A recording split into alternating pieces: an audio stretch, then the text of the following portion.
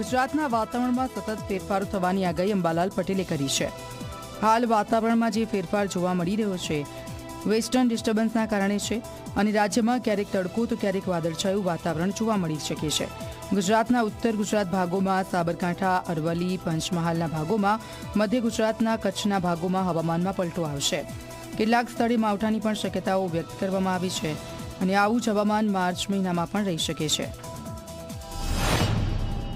ઉત્તર ગુજરાતના ભાગો, મધ્ય ગુજરાતના ભાગો, કચ્છના કેટલાક ભાગો અને અમદાવાદ, ગાંધીનગર વગેરેના ભાગો અને સૌરાષ્ટ્રના કેટલાક ભાગમાં છાંટા પડી શકે।